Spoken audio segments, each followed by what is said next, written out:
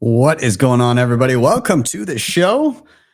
Another Thursday this week, day early because I'm flying tomorrow, but another episode of Why Are We Bullish? We've got an awesome panel. Very excited to have them all. A returning guest and a couple brand newcomers that I'm very happy to have.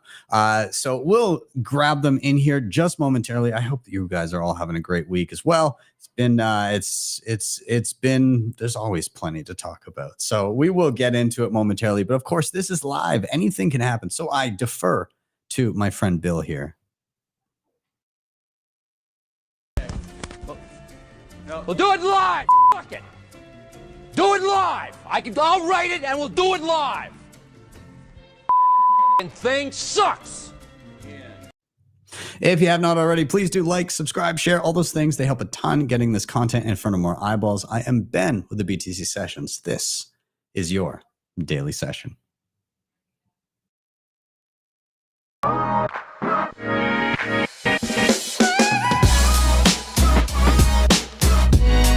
HODL the Bitcoin.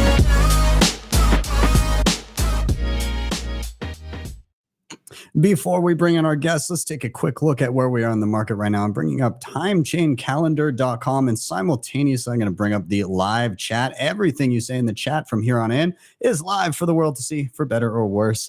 Back to Time Chain Calendar, we're sitting at $68,421 per coin. A single US dollar will snag you 1,462 sats. Fees, next block, 26 sats per byte, rather. Anytime fee, 8 sats per byte. And in terms of Bitcoin mined, that's 19.71 million of them, 93.84% of the total supply. Quick shout out to sponsors of the show, and then we'll bring in our guests and get ourselves rolling.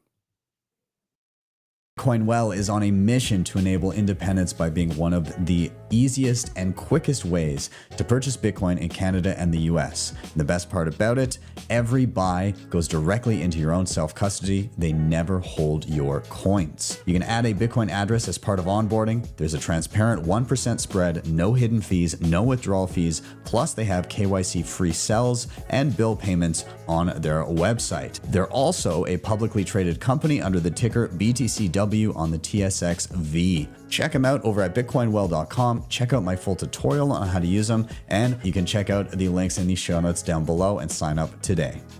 NUNCHUK.com has some of the best hardware on the market today to secure your Bitcoin. The Cold Card Q is an absolute powerhouse and is my daily driver. And on top of this, they have plenty of other goodies, including the Mark IV, the Tap Signer, Open Dimes, the Block Clock, and much more.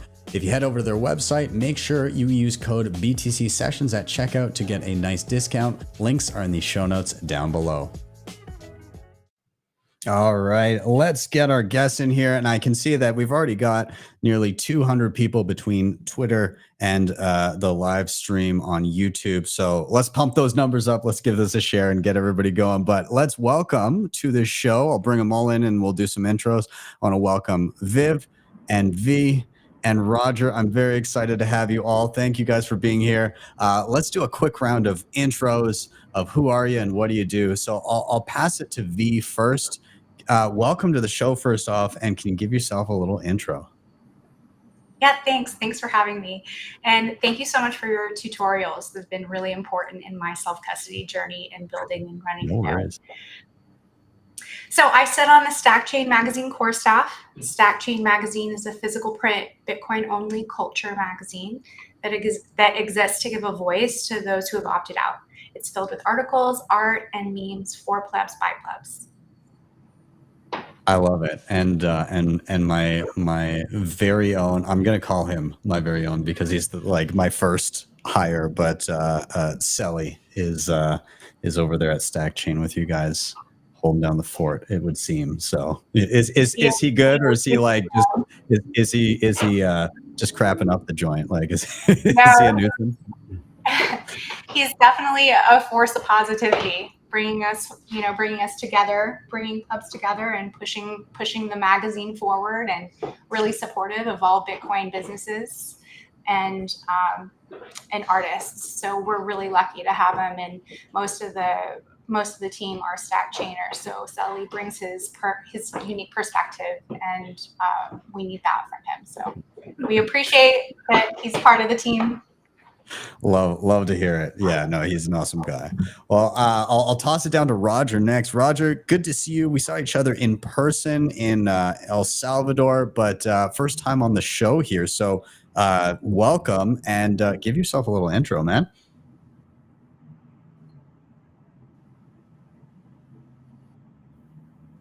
Oh, did you hear me, Raj? Oh, thank you very much, Ben. Really happy to be here. My name is Roger Nine. I did, yeah. Can you hear me?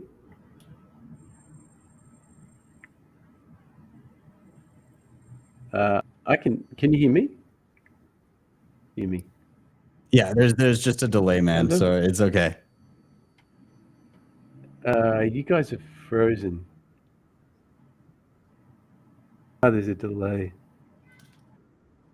Okay. Can you okay now?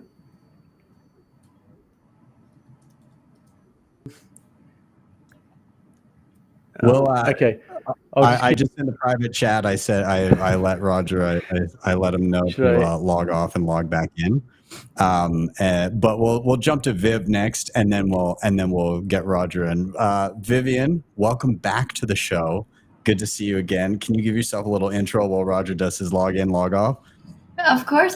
Thank you for having me back. My name is Vivian, aka BTC Viv. I do marketing and PR work for Bitcoin companies in the space, and I'm the host and producer of the podcast called Live with Bitcoin, where we delve into the human side of Bitcoin by chatting through personal transformation stories. I've just helped produce Bitcoin Asia in Hong Kong for Bitcoin Magazine, so that's a project well done, and I'll be continue leading the production side for that conference as well. Yeah, lots to do, lots to happen still in the space. Thank you for bringing me back. Yeah, awesome. Sounds like you've been busy. That's great. I'm really glad. Awesome. Well, I'm gonna bring it. I see Roger backstage. I'm gonna bring him back in here. Roger, do you got us?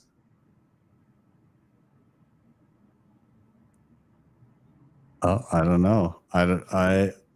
The audio, I think, is quiet. Here, I'll what we'll do, we'll keep on rolling with him. I think we're not hearing his audio, but I'll do that backstage in a sec here. But we're going to get rolling with reasons for being bullish here. I'm going to quickly let Roger know where the settings are for his mic and audio settings. But in the meantime, I'm going to get rolling with my reason for being bullish, and then I'll help Roger in the back end as we discuss a little bit. So I'm just going to quickly kind of go through a quick post on Primal here on our rather on Nostr, and my reason for being bullish is in and around kind of scaling on Bitcoin and some of the cool tools that are being brought to light here. And I'm a huge fan of Mutiny Wallet. And so I love the guys over at Mutiny. I love what they're building. I like what they're able to do with the tools that we have today in making the transition of somebody that is just coming into Bitcoin accessible in terms of transactionally and making sure that it is economical for them to receive their first, dollar or something like that of Bitcoin, but then in the same app be able to easily scale up to full self-custody when they're ready. And so I want to highlight something that they just announced today that I thought was kind of cool. So I'm going to bring it up here on my screen. This is Mutiny's Nostr account, but they said announcing Harbor, an eCash desktop wallet for better Bitcoin privacy. So I'm just going to read through what they have here really quick. So they say, privacy for common person is a value worth fighting for. When we see a lack of freedom tools, we must build them into existence. They don't appear on their own. Much has been said about privacy at the Bitcoin protocol level. For now, we build it on higher layers where we can be more nimble. eCash is a tool available today that combines Bitcoin to bring new levels of common privacy. Cashew and Fedimint are two existing implementations we're interested in. Harbor privacy. All communication runs over Tor. Mutiny is not the middle of any connections or transactions. Funds in the wallet get a privacy score to show how the mints provide privacy over time. More to come on this in the future. And they say, instead of relying on a single mint with your funds, spread the risk over dozens or more. Harbor manages this for you, showing you a single balance while connecting mints for you. A mint can go offline with minimal impact on you. It's automated. Running as a desktop app unlocks the ability to long-running processes in the background. Move money in and out of mints on your preferred schedule to maximize your desired level of privacy. Harbor makes suggestions, but you are in control. Move money in and out of Harbor using Lightning or on-chain transactions. We love Bitcoin. We love privacy. We hope Harbor gives everyday people more privacy and peace of mind. And I actually went and I downloaded. It's still very early, but it's in alpha. And so I had to do some like command line stuff to install this, which I'm not well versed on at all, but I managed to get it up and running. This is just like on like Signet, which is just like more or less testnet coins. So it's not real value, but I'm starting to play around. So it's pretty cool. I'm excited to play with it. And I'm excited by the idea that we have new tools coming about that, again, one in the realm of scaling, and two, in the realm of privacy, can help users from the beginning. And so the fact that somebody can boot up this wallet, send in a regular Lightning transaction or a regular on-chain transaction, and once it lands in the wallet, they're getting privacy and they're getting cheap instant transactions. I think that's a fantastic thing. Of course, there's trade-offs when it comes to Fedimints, but they're trying to minimize those trust trade-offs as much as possible so that when you're just using your spending cash and you have just a little bit of your stash in the wallet there, you know, that might be an okay trade-off, especially just with the tools that we currently have at hand. You know, I'm excited to play with it. So I'm curious your guys' thoughts on in and around like how important is Bitcoin privacy to you? What kinds of, you know, have you played with things in and around Bitcoin privacy? And secondly, have you ever played with Mutiny Wallet? So I'll kind of leave it open to anybody that wants to jump in and comment. And in the background, I'll help Roger as well. I haven't used Mutiny Wallet. It's come up in some of the conversation with our friends, and there's been some conversation around the Fedimints, and so I'm really curious for examples on how that could be used in community settings. Yeah, it's pretty cool. There's a lot of Fedimint talk right now, and you're starting to see it get built in and baked into certain wallets. There's like the Fedi app itself, but then Mutiny is using it as a back end so that you can just receive a Lightning transaction right away and not have to get like Lightning channels and all that. They've done a pretty interesting job of it. And the cool thing about Mutiny is you can receive via Lightning to a Fedimint.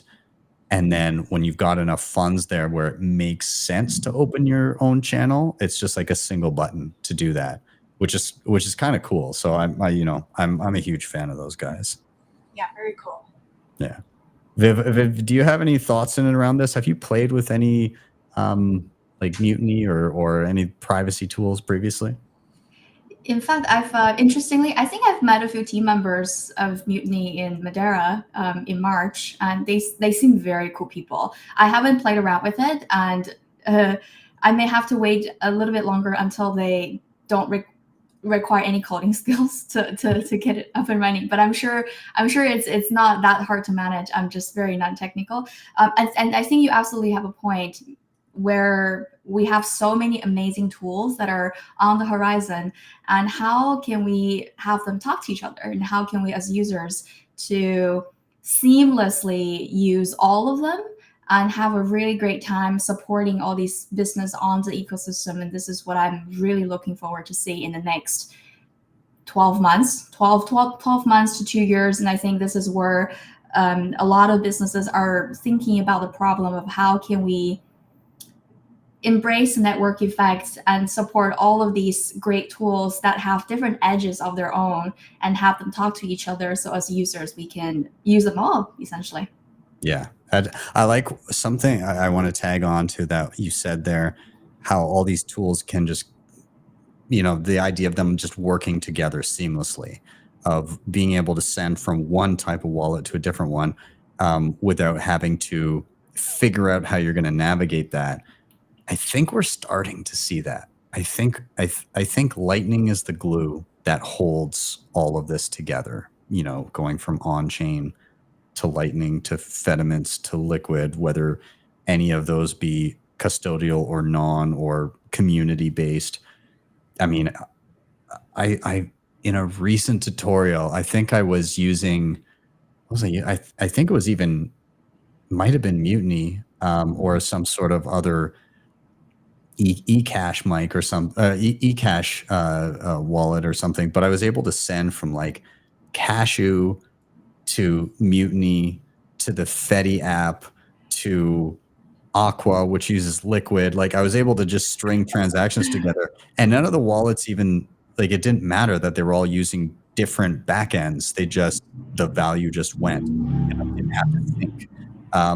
And that was really cool to see. And I think that's where we're headed. It's very exciting. And if you think about how many people voluntarily give up their privacy for convenience, it's a real thing. And if we can somehow combine the two on the Bitcoin network and remove the barrier of entry of having to figure out all these network and chain and those words that are just really intimidating for a starter, then the adoption rate can be exponential from there. Yeah, you're absolutely right. I'm curious if Roger can, if Roger's mic is working. Roger, can you hear us?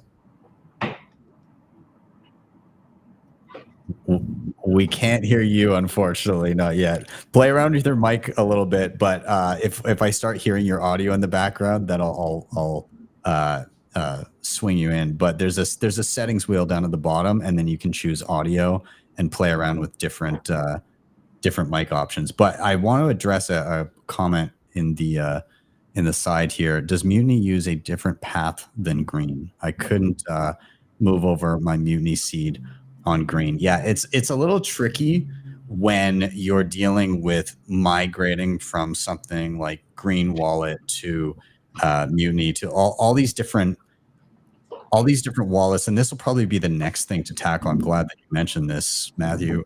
But the tricky bit is all these wallets are using different things in the back end. Like how Green Wallet works is going to be quite different from how Mutiny works compared to something like Phoenix.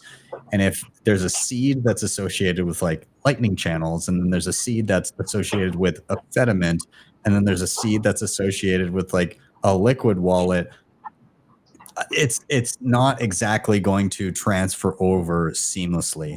And so maybe in the future, there'll be something like, oh, I have a seed phrase, and it might ask you a quick question of, hey, what wallet were you using previously? And then it will intuitively know what to do to transfer over those funds appropriately. I hope that it gets to something like that, or even less, where it'll just kind of check a bunch of different standards and then say, oh, there it is, and then pull in the balance into the appropriate backend. But that will take time. Yeah, so it makes sense that it wasn't super seamless to just transfer over your seed, but transactability, I think, is pretty much getting there. So I'll double check on Roger here. Do you have audio yet? No dice. I don't know what happened. We could hear him before. It's okay. If all else fails, we'll bring him on again for sure. That's okay. But he's just in the back end here. Roger, give me a quick hello. No dice. Nothing. That's okay, Roger. What we'll do is we'll get you on I'll get you on another show here. I know he's dying. Roger's like, no, why? Roger, we'll get you on another show, and we'll play around with your audio, and we'll get it working. But we'll do it ASAP. We'll do it in the next few weeks here. We'll find a slot, and we'll get you in. But Roger, I very much appreciate you. Roger killed it in El Salvador. He did a set on stage for everybody, and people were going insane. If you've not seen Roger on stage, it is a sight to behold. It's magnificent. So anyways, Roger, I'm so sorry that your mic was not playing well for you, but we will get you on for sure, man. You say, Roger. It's all good. That's all good. Well, I'm gonna put a bow onto my topic here. Everybody in the chat also give Roger a little hello, and his handle is in the show notes as well. So give him a follow so that when he's on next time, you can make sure that you tune in for him, because dude's a legend. All good, all good. Cheers, Roger. I know he's dying. That's okay. We're gonna jump to the next topic though, and I'm gonna say everybody in the chat, of course, keep those likes, those shares, everything going. But I'm looking at you now, and I'm gonna say a quick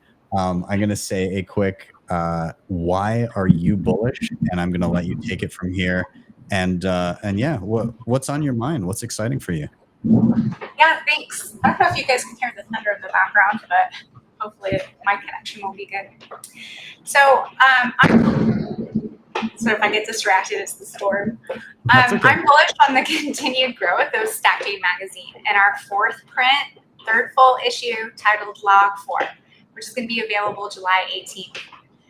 Our print size of 210 copies of our previous issues all recently sold out.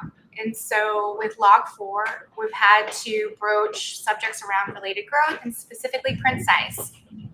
We've witnessed the magazine go to the secondary market as clubs started to hodl the magazine's collectibles. And so Log 4, which is our second anniversary issue, will be the first to go to 420 copies. And I have high hopes that all the magazines will be opened and enjoyed with an extra copy purchased to treasure for those who want.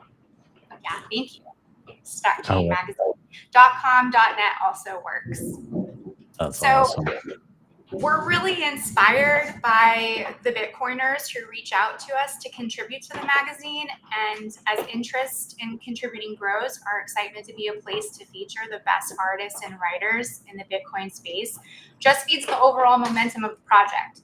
Some of the contributors for Log 4 include Maxie's Club, who designed our front cover featuring some Stack Chainers and Stack Chain magazine clubs on the bridge of our Citadel spaceship, boldly stacking where no one has stacked before.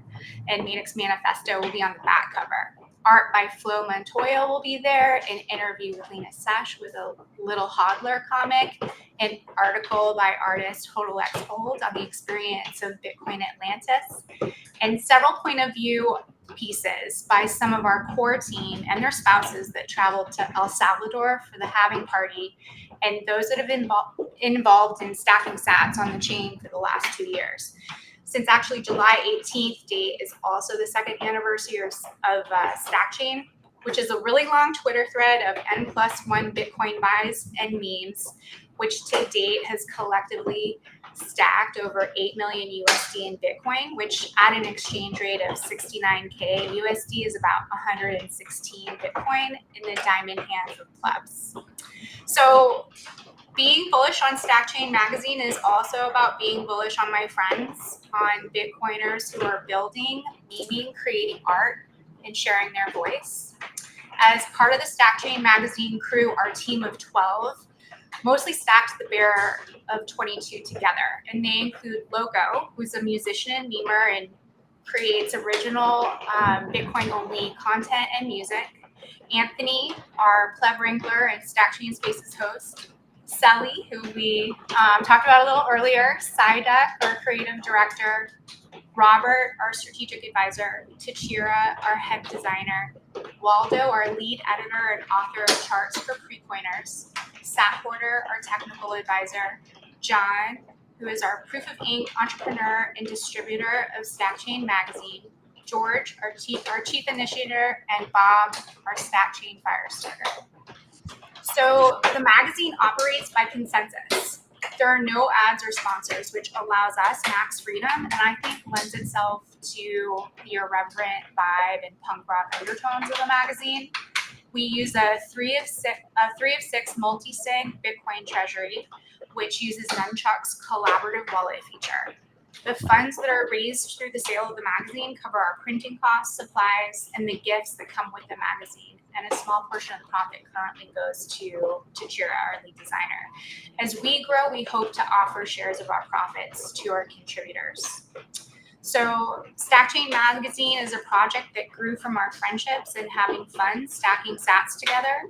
And so our larger community of StackChainers contribute content every issue, and notably the memes, which are pulled directly from the chain and give you a sense of what we're about and what makes us laugh. Log 4, you can find us in person at the pleb party coming up, Peony Lane Pocket Steak Wine Mixer, anywhere the No KYC van is. Found it.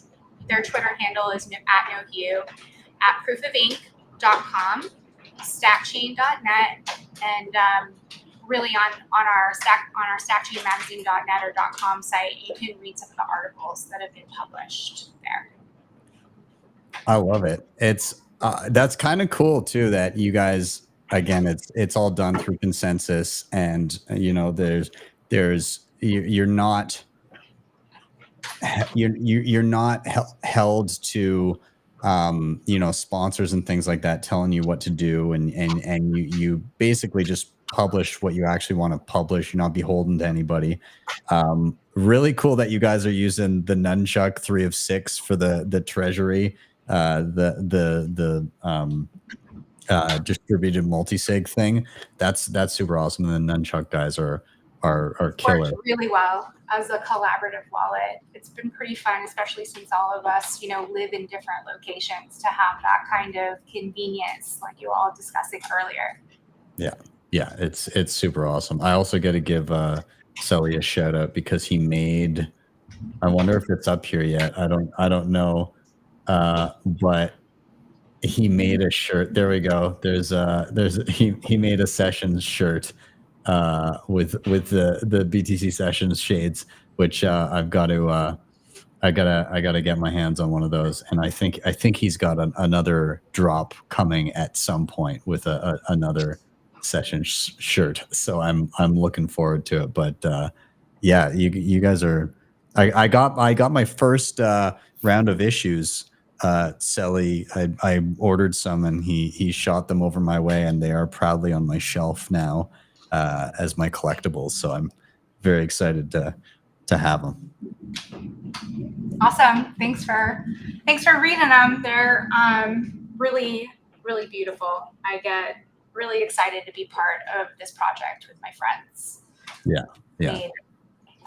It's cool that there's so many creatives in Bitcoin, and I think we see it in many different ways, right? We whether it be articles, or whether it be actual physical art, or whether it be creating videos and things like that. And I guess to kind of segue and get Viv's take on you know, StackChain, but like, I guess broader speaking, if you haven't you know, yet had the pleasure of having a pristine copy of StackChain magazine on your shelf, which you should do, maybe your take on kind of that broader, you know, creative people in Bitcoin, what you've been seeing in and around that.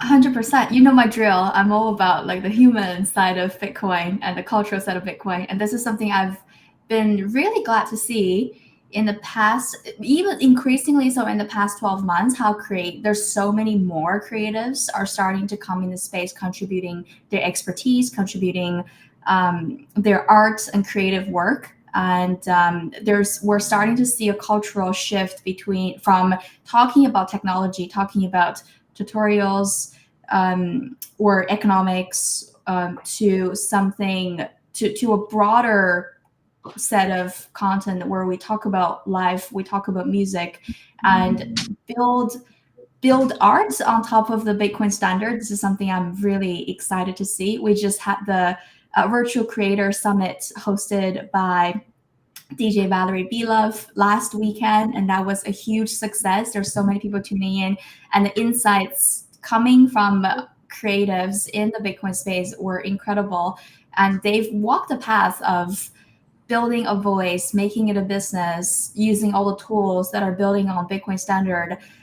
And it's incredible to see us getting together and share those values up front. And if you're a creative or thinking about being a creative, either in the Bitcoin space or not, maybe this is take this as a sign, like start working on something right now. You don't have to wait to achieve your dream in the future when you have enough Bitcoin. And we all know that's never going to happen. But oftentimes, it comes down to that leap of faith. It comes down to that having the courage to get started somewhere, and don't be afraid of not being perfect. Perfect is a myth, and we all improve so much along the way with our creative work and just work in general. So if you're a vid creative coming into the space, take it as a sign to start broadcasting your art and your music and your creative work into the world. Yeah. I couldn't agree more. Man, some of my videos sucked when I started. they were so bad. But, you know, over time, again, you're right. Perfection doesn't exist. People that really look like they know what they're doing, it's because they've done all of the wrong things leading up to that to learn what not to do. And it's a process over time. Like, you know, there's every time I think I put together a tutorial, after it goes up, I'm like, oh, crap. I forgot to put that one thing in, or oh, I said something slightly wrong, or like there's always something. But you're right. Just start doing something, getting it out there, and iterating too. Like, don't just get stuck in the same kind of thing. Try and level up a little bit over time and add new things in. Try new things always. You know, it can be daunting, but it builds, and you get pretty good after a while, as long as you put in the work and the elbow grease, right? Yeah, for sure. I've been really inspired to see all the different art venues be so accessible to creatives, because I feel like that really inspires people to go ahead and make something and submit it.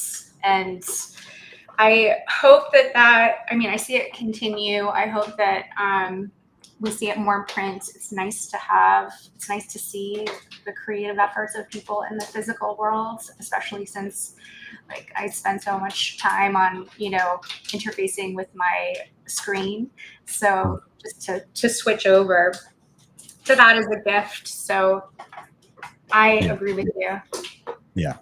I've got in the realm of, again, the physical world, and I guess we're, you know, in the vein of people being creative and making things for others.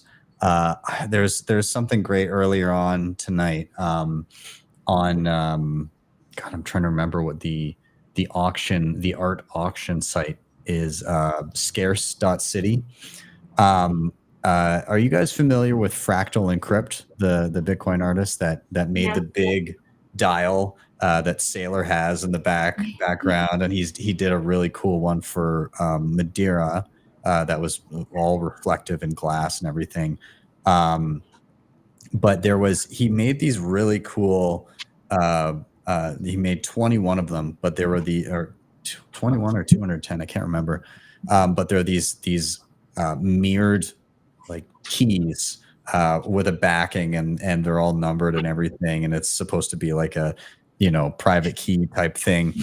Anyways, they're really, really awesome. And one went up for auction tonight, and actually I tried to throw in a couple bids on it, but it escaped my threshold of what I was about to spend. But I think Nico from Simply was also in there bidding, and then somebody ended up taking it, this piece, for I think 3.3 million sats, something like that, which is pretty solid. But his glass circular kind of dial that he made for Madeira, that thing went for many Bitcoin.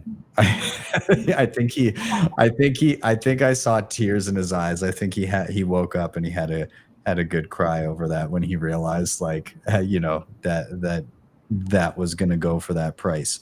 But, you know, hats off to Fractal. And again, like anybody making cool things in the Bitcoin realm. Again, I think if you put in the work, it does show through. And over time, people begin to appreciate it, and you know, it's not easy, but you can get to a point where if you're creating something of value, people will recognize it. So, yeah, I'll say that. But Viv, I want to double check. I didn't like steamroll your reason for being bullish by segueing into the artistic stuff, did I? No, not necessarily. No, not necessarily. But okay, yeah, it's actually along the line. So you're good. Okay, all right. So I'll queue you up with the same question, and I will say to V, thanks for your reason and for highlighting all the stack chainers that are in the chat right now. I got to meet Psyduck down in El Salvador when I was there for the halving party, and I see a bunch of stack chainers in here as well. I think we just got some V just got whatever lightning strike that just cut her her connection momentarily. But either way, Viv, I'm going to toss it to you, and I'm going to queue you up with your actual reason for being bullish. So I'll let you take it away. All right. Well, this time I'm on why are we bullish? The reason why I'm bullish is how there's so many mentions of Bitcoin that are coming from the world that is outside of Bitcoin. So mention of Bitcoin just everywhere and random places where you don't expect them to be there. And then they're right there. And then you're like, wow, this is where we are now. And now I'll go into a little bit details on this. And I don't know if anyone watched the series on Netflix called Beef. This came out a while ago. Quite a while ago, and it kind of went viral and it became really popular, and a lot of people are talking about it. And in that TV series, Bitcoin price actually served an important plot twist of how Bitcoin price went down, and then the main character lost a lot of money and needed to go do something. Of course, it was kind of portrayed in that make a little bit negative light, and then it was during the bear market, so it was an accurate representation of the Bitcoin price at the time. Yeah, but still, it served as a main plot twist of why it motivated people to do certain things that they probably wouldn't be doing otherwise. And then another example, even just this past month, sometimes when I tune into like tarot readers on YouTube and talk, mostly for positive intentions, because you cannot be giving off a really bad reading if you want subscribers in a way. So mostly for positive intentions sometimes. And even this past month, I've heard 3 different mainstream YouTuber who are tarot readers mentioned Bitcoin. And they seem to make a distinction between Bitcoin and cryptocurrencies as well. So they would talk about how the next months for certain signs and how their finance will evolve, and they would talk about, you know, this is a good time to invest, and they talk about maybe that's cryptocurrency and maybe that is Bitcoin for you. They would actually make a clear distinction between Bitcoin and crypto, which is great to see. Because even though a lot of people in our space don't necessarily make that distinction, and this happened to 3 tarot readers that I tune into the past months, and they all of them have more than 100,000 subscribers on YouTube from like a global scale. I think this means something.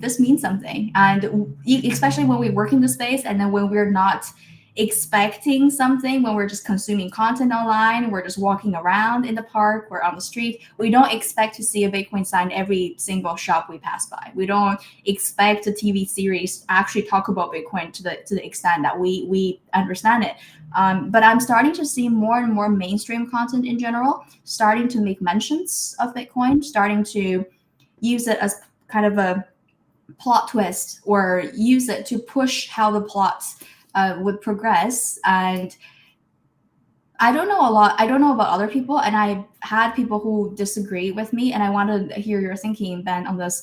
I personally believe in mere exposure. I believe in mere exposure effects, and I think for most people, if they see something outside to an extent that they get familiar with it, then we're all humans. And then the emotional gravitation towards something that's familiar, it's always going to be there. And some people may say that, oh, that's like bullshit. You cannot just like something just because you see it enough. But personally, I think there's a grain of truth to that, at least.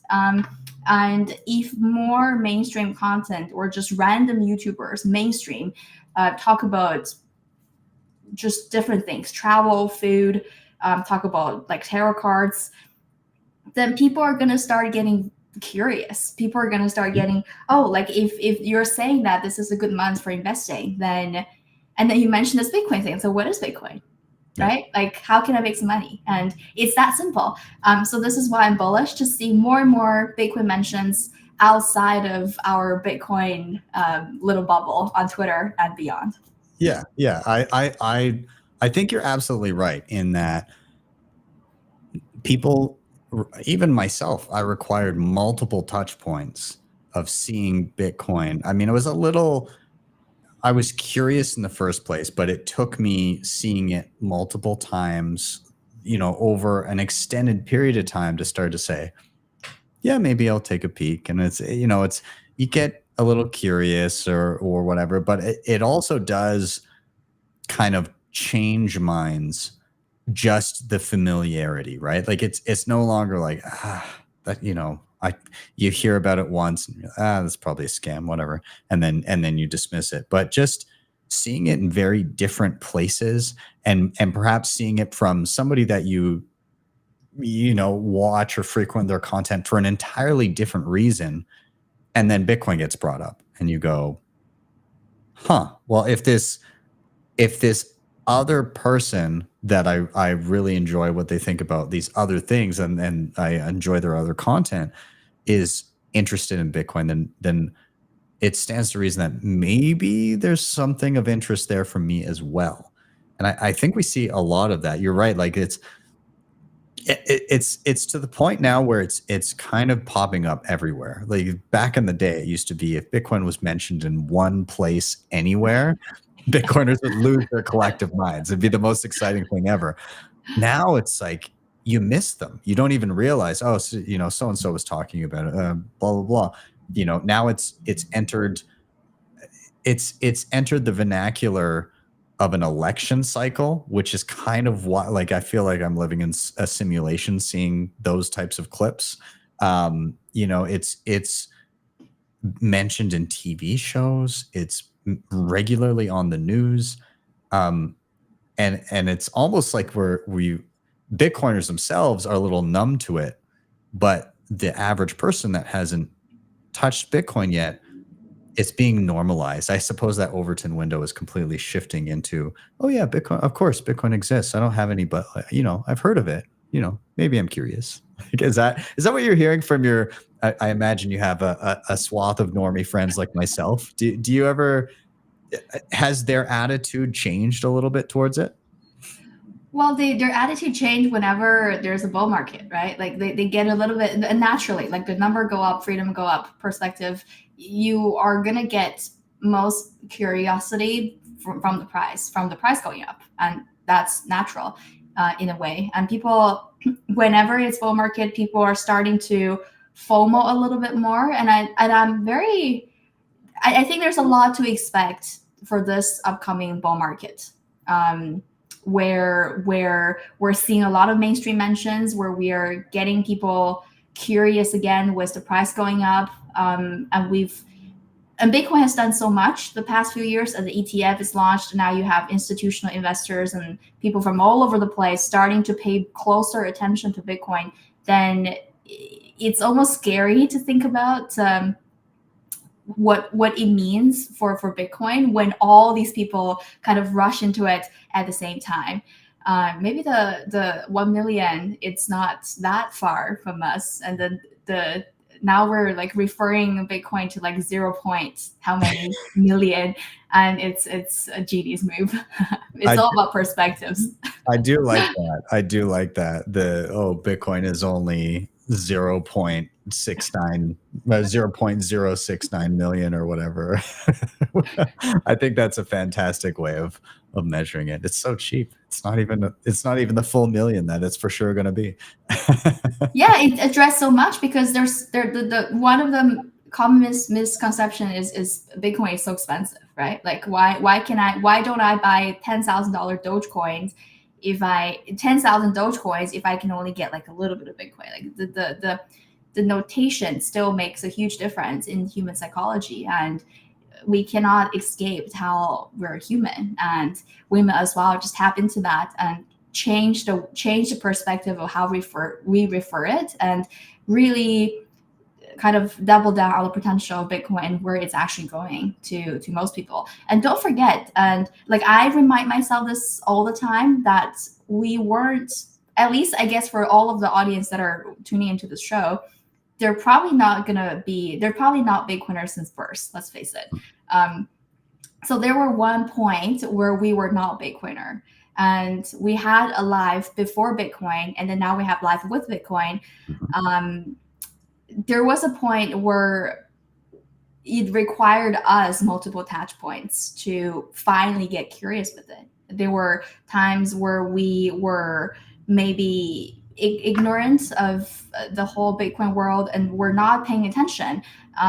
There's so many people out there that are on the same place, and us Bitcoiners, that if we're in this for a prolonged period of time, then we kind of forget that we were once not Bitcoiners.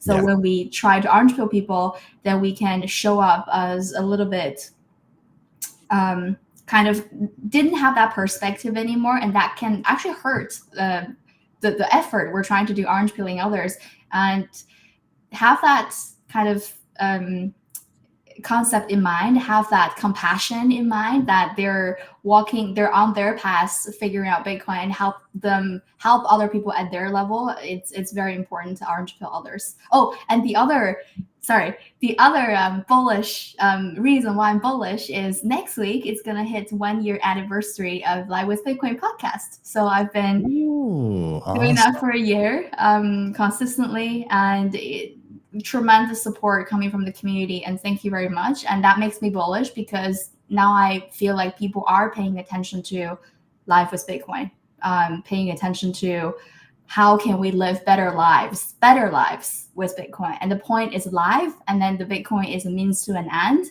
And Bitcoin is a tool that will get us to more happiness, freedom, connection, and all the good things. I love that. That's fantastic. Have you, I mean, you've had a number of guests on now. Have you had an interview that was particularly impactful for you, that you really enjoyed? Well, they're all really, I have amazing guests who are very open to me, and because I asked personal questions and they opened up to me. And even we went through like even things like trauma and like truth and God and all these very heavy topics that they're just I'm just really grateful how honest and open they're willing to talk about this stuff on record, right? And I would mention two of the conversations that I really resonate with, coupled with the time, the kind of the set of puzzles I was going through at the time.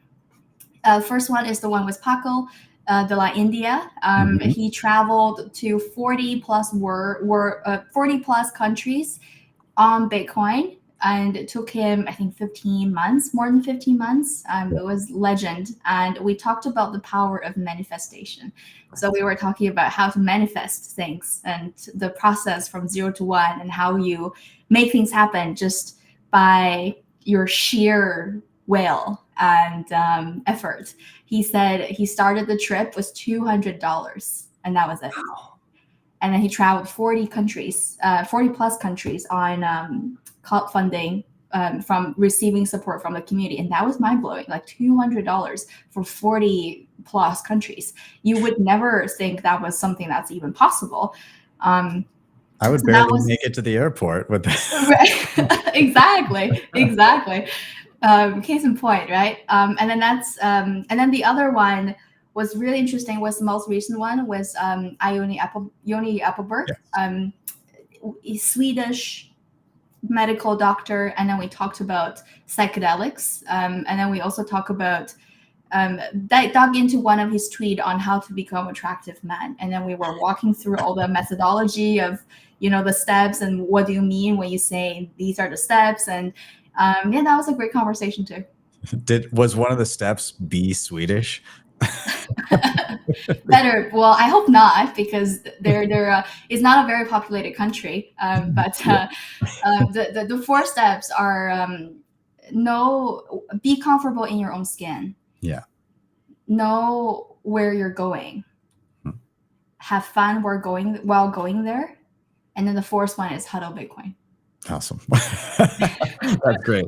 Great advice. Yeah, no, great. And Yoni is awesome. I've met him a bunch of times, and I have his book on my shelf, actually right here. I'm gonna give him a shill. I love the cover art for this one too. It's abundance through scarcity, but really cool. And I got the hardcover and everything. But it's he's a pretty thought-provoking guy. He's very interesting and very, I think, well-spoken. Yeah, I'm super glad that you had him on. So that's really cool. And Paco's awesome. Yeah, definitely. All of my guests are amazing, and you will have to come on the show sometime, Ben. Thank you. And I wish I could have more guests on and do more episodes because I have a 2-week show, so it's every couple weeks. Some people call it bi-weekly, but bi-weekly also means something else apparently. So it's every 2 weeks I release. So in a year I actually can have at most 26 guests. Wow. So it's a really, I wish I could do more on top of everything. But I'm having so much fun creating content. I knew I would have fun with it even before I started, but to have this much fun and to have this much growth and support from the community, that's beyond my imagination. So thank you for everyone who tuned in and reached out personally, that told me your feedback of the show. That's why I encourage everyone who have an idea, act on it today. And oftentimes it doesn't come down to the skills. It doesn't come down to the experience, but it comes down to courage, and it comes down to the power of execution and how consistent you can be. Act on your idea. Don't wait to achieve your dream. Start today, and you'll be surprised. Yeah, I would echo that absolutely. Well, thank you. I'm really glad we got to chat a little bit about a couple of your guests there too. Now, obviously, with this show, we have had a hell of a time because poor Roger with his mic crapping out on him, and then V with the lightning strikes taking out her power. She did message me on Twitter and said that her power went out. So, but we do have another guest in the wings here. That last minute, I asked him if he wanted to join us. And he was more than happy to. He's never been on the show before, but he's an awesome dude, and I'm doing some work with him, so I'm gonna welcome him up here. There he is. Good to see you, man. This is Gary, but I'll let him give a little intro. Gary, thanks for doing this last minute. I know it's just out of the blue, but I appreciate you joining us. You can hear us. Your sound is okay. Yeah, can you hear me? Yeah, yeah. Great. Then yeah, it all works, I guess. You can hear, you can see, that's pretty much the name of the game. No, I'm happy to help, man. I doubt I can offer anything as profound, as insightful as Vivian, but I'm happy to be here. Thanks for inviting me. Yeah, no worries, no worries. Yeah, we had a hell of a time. One of our guests, Roger, he does performances at Bitcoin event. He does like music and everything. I got to see him in El Salvador, but he was on, and his mic was working before, and then it just crapped out on him partway through, and he didn't even get to talk on the actual show. And then V from Stackchain Magazine, she had a bit more luck. She came on, she did her whole reason for being bullish and everything. We got through it, but then there's a big storm going on where she was, and her power just went out. so and we're you know, let's hope that, you know, you're really gutsy coming on here, because anything can happen, apparently. Yeah. Just assume that anything I say is exactly what both Roger and V would 100% agree with. Yes, exactly. So welcome to the show. I mean, I know you've never been on, and I'll give the little spiel again so that you kind of know what's up, but more or less, each one of us kind of gives a reason for being bullish, just something that we're currently interested about, excited about in and around Bitcoin. It's a chance to kind of rant about and get whatever off our chest that is currently kicking around in the old noggin. And then we just kind of do a quick little group discussion on what was said. So Gary, I know this is last minute for you, but you know, I think you might have something that you're currently bullish or excited about in and around Bitcoin. So I'll toss it over to you. Why are you bullish tonight? Well, I mean, I feel like I'm bullish because I could give you so many different reasons. You know, we could talk about, I guess, some of the latest news. There was that medical company that just put, you know, a bunch of their books up on Bitcoin. And for the life of me, I can't remember the name of it off the top of my head, because I'm a 46-year-old father with 2 kids and I just gave them dinner. But I was grateful, and I put a little bit of money in that company as kind of a thank you. Just about a tiny little bit of the stock, just to say, hey, thank you for doing this and being on board. I did that with Michael Saylor and MicroStrategies as well. But I mean, gosh, I feel like I'm bullish just long term, because I there's part of it that's just hope. I have to be. I want to be, for the future of mankind. You know, the fiat currencies, they last, I think it's around 150 years or so on average. They kind of go up and then they go down, and every single fiat currency is prone to be manipulated all around the world. And finally, for the very first time, we have something, as everybody knows, that it's verify, not trust. We don't have to trust the people in the suits and ties or whatever costumes happen to be of the day, pulling the levers and telling you how much your dollars are worth, or whatever else you have, shells or pieces of leather or whatever. You know, this is something that's verified by everybody. So part of it is hope for my kids. I first bought some Bitcoin back in 2013, and there's a lot that I didn't know back then. And I've gone through the shitcoin, forgive my French, the shitcoin phase, like everybody else has.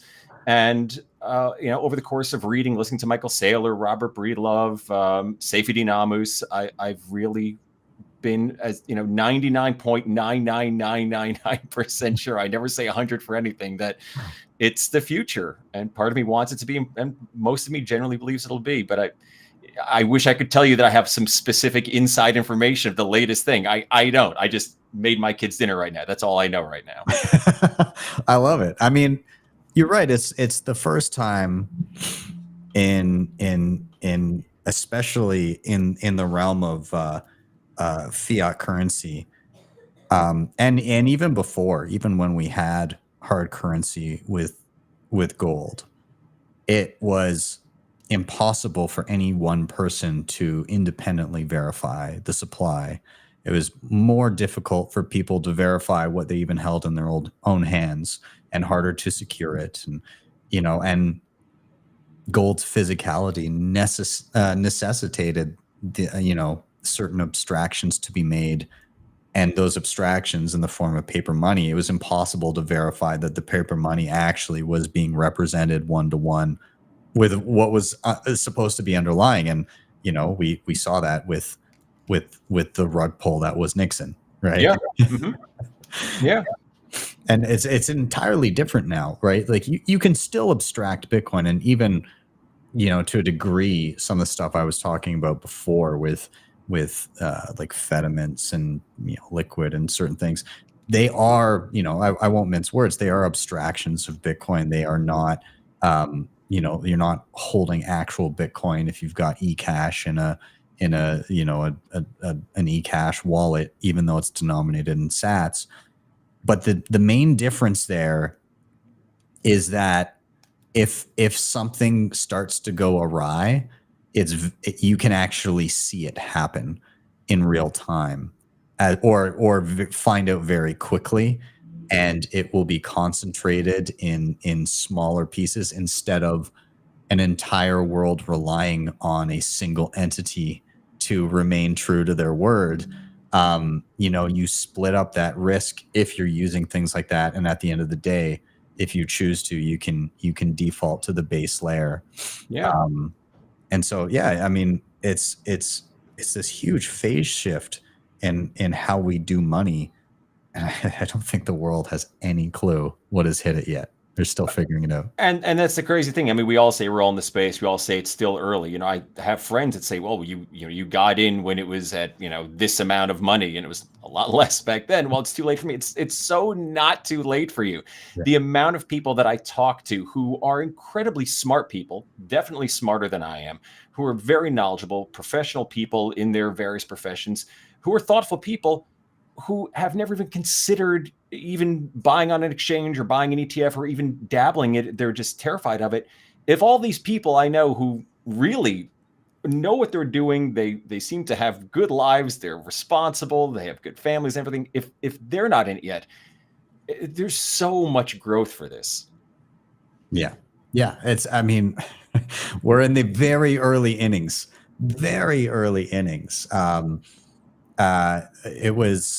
It was Mike, actually. So I guess I'll take a step back. Anybody unfamiliar, Gary is working with me at Bitcoin Mentor.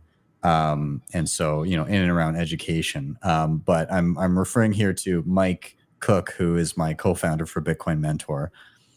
He was out just the other day, and you know, he was out somewhere, and I can't remember exactly what he was doing, but somebody working at where he was buying a bunch of stuff asked him what he did for a living, and he said that he co-owns a Bitcoin education company, and the response he got was, "That's still a thing."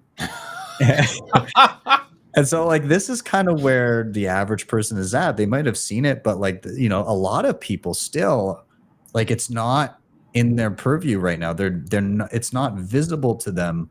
And, you know, we can forget that as Bitcoiners, that not everybody has their finger on the pulse of what Bitcoin is doing at any one time.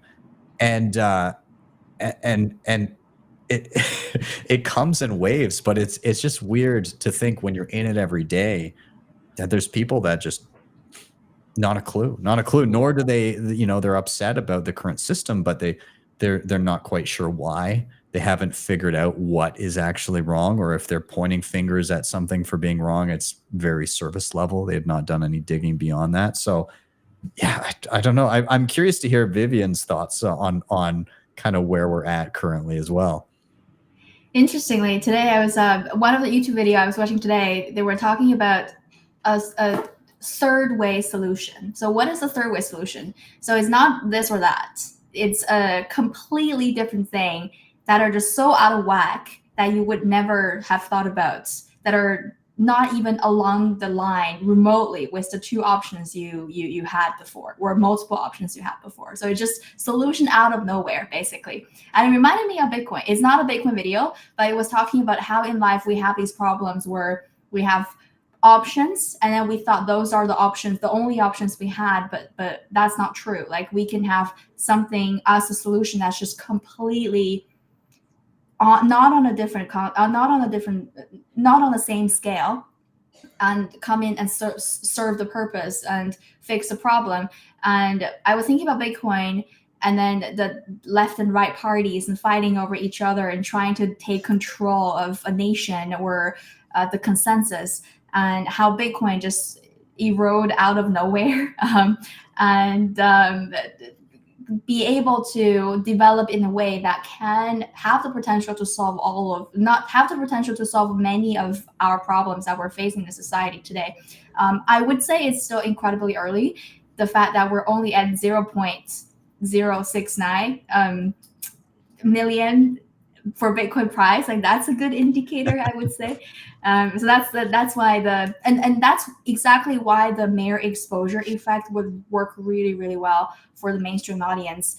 It's over time, the more they see something, the more they will get interested and get curious. And it really depends on the day. Sometimes they're looking, sometimes their senses are open and they're taking signs from the universe. When they're seeing things, they're actually paying attention. But most of the time, we're not. We're just going by our lives and a little bit on autopilot sometimes, and we're not really thinking about what we're seeing around us. So you need to, it's a numbers game too. From a statistic perspective, you have to show up enough time to hit the probability where they are paying attention and where they are inducing thoughts of emotions of curiosity and wait a minute, like I see this enough now. You need to hit a quantity to really have the qualitative shift in people's mind, and it's true for everything else too. So I would say we're actually very early. But I get that. I think that I'm into this way too late. But I'm also grateful to have gone into it the way I did, with so much time spent on it. And it's just really grateful to have stumbled upon it to this point. So in years' time, everybody will be on the same boats. I couldn't agree more. The nice thing is, given how early we are, and Gary, I'm hijacking a little bit of your reason here, but I think it's an equal reason for being bullish in and around this, is that I've noticed a lot of people that come in brand new, they learn a lot quicker nowadays. They come in, they do their initial, like, playing around, a little bit of gambling and stuff with all the altcoins and all that kind of stuff. But then they manage to get focused a lot quicker. And I think that's a testament to the educators and the people that have come before. And, I think Safedine is one of the people that really kicked that off by writing the Bitcoin Standard. And, that came out, a lot of people, like, I feel like it's been around forever, but it came out in 2018. Mm-hmm. He wrote it through 2017. And so, like, 2017 was a year where there wasn't an extensive catalog of reasons why Bitcoin is different from other things. And Safedine really kind of booted open the door with that book and opened up a lot of people's eyes, and just was able to do it in a very concise manner. And from that sprung so many other resources and talks and videos and everything. And yeah, I think it's just an incredible testament to what has been built in terms of concise educational resources over the years. I imagine you guys would echo that, but. Oh yeah, there's so much you can go to. There's so many Bitcoin podcasts. Everybody has their favorites, but I mentioned some of mine at the beginning, and for me, it's a great thing. I'll put it on. I go for my walk in the morning, go for a drive, and I learn as much as I can. And it's so, the word is so overused, but it's so democratic in the sense that anybody can just find the information. It's at the touch of your fingertips. Just go get it. Yeah. Yeah, absolutely. Well, I know that this was a kind of impromptu and quick and disjointed episode, given that we've had a couple guests have unfortunate circumstances. But Gary, I do want to give a tip of my hat to you for jumping in and helping us with an additional reason for being bullish here. I know it was a quick, you didn't get to partake in the other topics, but thank you for coming in. No, thanks for having me, man. Happy to be of service. Yeah, and we'll get you on an actual full-length episode next time so that you can have a conversation. Maybe we'll get you and Roger and V all the same episode so you can actually hear from them as well. But I'm gonna, I'm gonna start rounding out a little bit. But I like to finish each episode the same way, and usually that is with just any final thought that you might want to get off your chest, but also with a recommendation, and these recommendations can take any form. It can be, oh, I watched watched or listened to a podcast recently that was really good. I read a book, read an article, tried a new app, tried a device, or even just like a general piece of advice that may be helpful to those that have tuned in or listen later. And so I guess my final thought here would be in and around consuming content that Bitcoiners make, and not always the same content, but branch out and listen to something that hosted by somebody you haven't listened to before. Read a book by somebody you're less than familiar with. Again, Viv, you brought up Yoni Appelberg. Give a read to his book, Abundance Through Scarcity, or take a listen if you have not yet to Vivian's podcast. Branch out and listen to new sources in and around Bitcoin, and you might find something that you quite like. So that's kind of my takeaway and my piece of advice rolled into one. But I'll toss it to Viv here and get your final thought or recommendation as well. I'll first make a couple of echoes with your previous point. And now we have increased amount of educational content, and a lot of it thanks to you, Ben. Like, you've been so great at making tutorials for people like me who just have no clue when I have a new device and still need to go through all of that. And you definitely make it 1,000% less painful than what it would otherwise be. So thank you so much for that. And speaking of consuming content, interestingly, a thought experiment I'm trying to do right now is to take an educated stance on if there's free will. And so I'm reading a book, and basically the 400-page book, excuse me, is talking about how there's no free will. And I'm taking I'm like listening to the audiobook of something else to gain a different perspective so I can kind of pick my own stance. It's just, and I think because now we know as Bitcoiners, Bitcoin has so many layers of meanings and how we can interpret Bitcoin in so many ways. And one thing I also love to do is to consume content and think about general questions in life, and think about how does it echo with Bitcoin? Yeah. How the Bitcoin philosophy can be adapted into whatever topics that are just non-Bitcoin related, and vice versa, right? So it's a don't trust, verify process, but with not just with Bitcoin, but with Bitcoin and everything else. And this is like pretty much life with Bitcoin, what life with Bitcoin is about. And I would say my piece of last note would be, think about how for those people we are trying to orange pill, think about how we can get them some Bitcoin to their name first.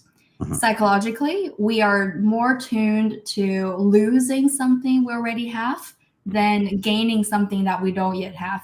So if they already have some Bitcoin to their names, then they're like, oh, I have this. And what is it? I better make a little bit effort to think about what is this thing that I have, or to say the least, to figure out how do I spend this as money. And then they're going to realize, oh, I can actually spend this as money. Or if they sit on it for a while and then they're like, oh, it's going up, like why it's going up. And then you want to lead them to a path where they get curious themselves because there's something at stake to their name. So maybe when we're trying to unpill them, give them not like $5, not $10. Give them a significant amount, like let's say $100 if you can, or time block it, $50, or just an amount where they would feel like it would make it worthwhile for them to figure out at least how to spend it. And then they're gonna figure it out from there. And it's gonna be a spectrum. I think especially over time, when we're seeing a major attraction of institutional and retail and more people coming into Bitcoin in general, it's not all of them are going to be going down the rabbit hole and going all in and don't have a chair sort of thing. A lot of them it's going to be a spectrum where people still do that, but there are going to be people that don't understand what Bitcoin is, but buy it anyways, just to see, oh, like what's going on. Just it's why people buy Dogecoin, why people buy other coins, altcoin. They don't really understand. Most of them, I bet you, I kid you not, most people don't know what these things are. They've never read a white paper. They've never investigated all the utilities. So there's going to be a spectrum, and we need people on everywhere on that spectrum to really have our community flourish the way we wish going forward. I like your tactic of, you know, give them some actual skin in the game, like, you know, that all of a sudden $100 matters to somebody. And I know that you can't do that for every person, but to pair with your idea, Francis Pouliot did a chat at the Canadian Bitcoin conference that I was at a couple weeks ago, and one of the things he said is he said that orange pilling somebody is actually doing them a favor. And so, like, you know, and it takes time and takes effort, and like the only thing more scarce than Bitcoin is your time. And so he said, so I primarily, I'll orange pill people based on like how much I like them and how much I think that they bring value. And so if you really like somebody and you think that they create value in the world for other people, then yeah, maybe it is worth it to orange pill them and send them $100 and have them be like, oh wow, this is actually kind of interesting, and start those wheels turning. I think those two things paired together are great. You know, if somebody's like, you know, giving you a hard time and is like in direct opposition to it, and you know you're not even, you know, good friends with them, then yeah, don't send them $100. But if you care about somebody and you think that this would be good for them and that they'll start to learn and they'll put in some effort, then absolutely, like, go that extra mile. So it's really good karma to successfully orange pill someone, I would say. Yes, 100%. But actually, you know what? I was just talking to my sister today or the other day, and she's now, you know, a few years ago she was curious, and then she put in like $500, and now she's looking at it, she's like, oh wow, this is actually worth a lot of money now, and like comparatively to what she put in, and now she let me, she's like, oh well, it's gone up a bunch, and I'm like, well, it's all perspective. She was looking at the chart and she's like, oh yeah, it's gone up a bunch, and she had it on like the 1 year, and I was like, okay, zoom out, and she's like, well, she zoomed out to the 5 year. I was like, no, really zoom out. And so I got her to zoom out to like the whole lifespan of Bitcoin so far. And I was like, do you see that little spike in and around 2017? She's like, yeah, I see that. I was like, well, at the time that looked like the one in 2021 and kind of what's happening now, because it's still kind of doing its thing. And I was like, but do you see the one in 2013? And she's like, no. I was like, well, there was one in 2013. If you look really close, there's a barely decipherable bump on that straight flat line. That looked like 2017 and 2021 back when it happened. And so, you know, it's all a matter of perspective. When you say like, oh, it was so cheap in 2014, it was like people were in despair, you know, because it had just been the end of 2013 when it was, you know, $1,200 and it went down to 300 or, you know, 200 or whatever it was. You know, it's all relative, and people would absolutely love to get themselves some peak bull run Bitcoin from 2013 right about now. Sure. Or peak bull run Bitcoin from 2017. People would love to buy the top of 2017 if they could have, right? Yeah. And I think we're going to see a repeat of those sentiments again and again. But Gary, I'll toss it to you for your final thoughts, recommendations, anything that you want to toss out there that you think is worthy of people's attention? Well, real quickly to what Vivian said about, throwing somebody $50 or $100. I just did that for a very dear friend of mine. He did me a favor when I was out for a while, came by, checked out the house, and I gave him $50 in Bitcoin. And I said, here you go. We talked about it a little bit, and he's a very dear friend of mine. And I'm happy to give him $50 more, if it'll help bring him along this road. But the flip side of that is something that I've tried to instill in my kids. We're sitting here talking, and I assume a lot of the audience listening already is sort of pro Bitcoin in a way. But for people who maybe don't know much about it, or maybe anti-Bitcoin for whatever reason they have, some dumb schmuck like me sitting here talking is not going to make a difference. You don't know me, you have no reason to trust me. I'm just some talking head on a screen. And what I tell people in this is the same thing I tell my kids. I want them to be able to think for themselves. So that is the most important attribute that I try to instill into my kids. I have my own ideals, my politics, things that I believe passionately in. One of those is Bitcoin. I don't want my kids to follow my lead just because I say so. I mean, I would love if they shared many of the same things, but I want them to think for themselves, and I want them to push back at me. So for anybody who I'd say, learn about Bitcoin, I could recommend things like we talked about before. I mentioned Robert Breedlove and, his 9-part Sailor series. At the beginning of his podcast, you get to listen to Michael Saylor go on for, 15 hours. Amazing things that come out of this guy's mind. I learned so much listening to it, and that's great. And he's wonderful. So listen to that, read books like The Bitcoin Standard, but also go steel man the best argument or arguments you can against Bitcoin. In all sincerity, go find the best arguments, push back against it, and see if those make more sense to you than the ones for Bitcoin. Because if you are going to get into this, I'd have to say, as cliche as it sounds, it should probably be for the right reasons. If you are trying to make a quick buck in Bitcoin, you are going to lose. You're probably going to get burned. I know I am not smart enough to time the market of when to buy and when to sell. But if you're in it for the long term, I promise you, you will be happy 5, 10, 15, 20 years down the line in these longer increments. But again, don't take my word. Find the best arguments against it and think for yourself. Good advice. Your allocation to Bitcoin should very closely reflect your knowledge of it, I would say, over time, as you become more familiar with what it is and how it can change the world, and how likely it is to persevere through everything that gets thrown at it. Your conviction will become stronger, and you'll likely have more and more of your net worth sitting in Bitcoin, to the point where you're a crazy person like me that lives on it. So, here's to the crazy ones, I suppose.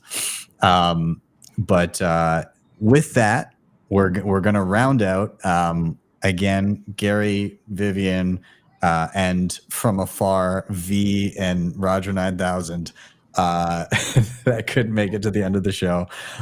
Thank you guys so much for coming on, being a part of the show. I really appreciate both of you, and I really appreciate Roger, who will be back, and V, who was able to get her reason for being bullish out this evening, and hopefully is weathering the storm at home. Thank you guys so much. You're welcome back anytime. Thanks you for the invitation. Yeah, thank you guys. Thanks, Vivian. Nice chatting with you. You too, Gary. Nice meeting you. Cheers. All right, everybody. Thank you guys so much for being here and being a part of the show, and the various guests that flitted in and out. Of course, be sure to smash that like button and follow and all those good things. And I'm going to do a quick shout out to our sponsors here for the end of the show, but stick around because I'm going to chat about where I'm going to be in just a few days here. So 1 minute and we'll be right back.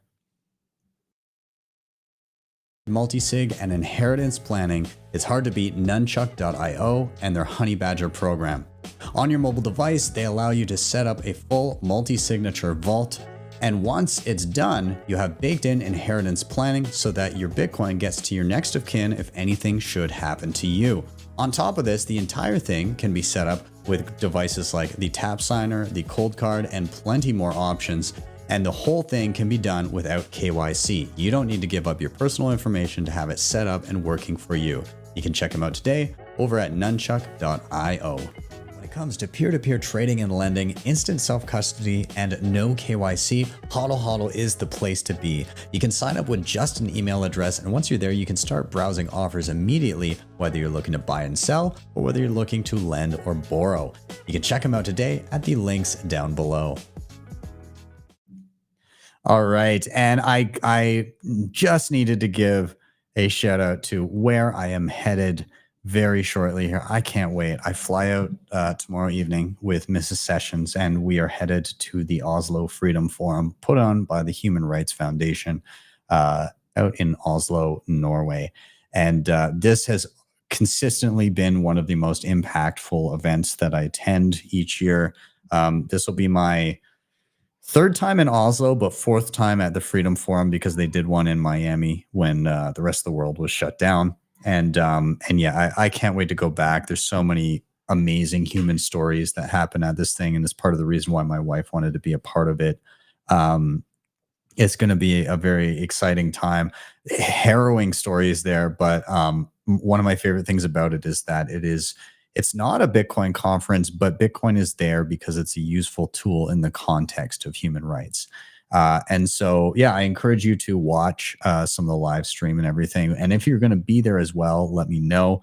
I'm getting in obviously a couple of days early and there a couple of days later. And then I myself, my wife will be heading home to the kids as they're with the grandparents during this. But then I will be moving on to Prague. Very excited to head back to BTC Prague. Man, what a beautiful city and what an incredible event. The guys organizing this are, I mean, it went so well last year. And one of my favorite things about it was, despite being a large conference, it was incredibly Bitcoin only and very focused on quality content. And I think they nailed it. They absolutely nailed it. So if you haven't gone, I highly recommend it. I'm going to be doing a keynote there. I'm also going to be doing a little chat about circular economies on one of the side stages as well. And yeah, so highly recommend. If you haven't gone, you can find it on my website, btcsessions.ca, and that'll link to where you can go. But also, if you don't have tickets yet and you want a 10% discount, you can use a code, just BTC Sessions. That'll get you 10% off if you're one of those last minute ticket buyers. But either way, hope to see some of you in Oslo or Prague or both.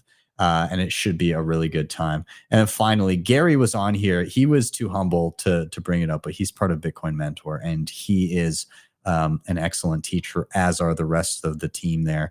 This is the company that I co-founded with my co-founder, Mike. And basically, you can go there. You can get one-on-one help with anything you need in and around Bitcoin. Of course, there's all the free tutorials on the channel. Be sure to check those out. But if you need that extra hand-holding, if you need somebody to walk you through, there's no better than the people at Bitcoin Mentor. We had 350 people apply to be mentors. We whittled it down to just 16, and they're top notch. So reach out, book a session, and they will help you with whatever you need. They can be found over at bitcoinmentor.io. And with that, I'm out. Have yourselves a wonderful rest of the week, a wonderful evening, a wonderful weekend. And next time you see me, well, there's going to be a tutorial dropping tomorrow on an updated tutorial on Mutiny. I was ranting about them earlier. Yeah, it's because I'm currently working on another tutorial. And then you'll be seeing some content come out from Oslo and Prague, which I'm very excited about as well. So I'll see you guys soon. Have a wonderful evening. And I'll see you guys next time for your daily session.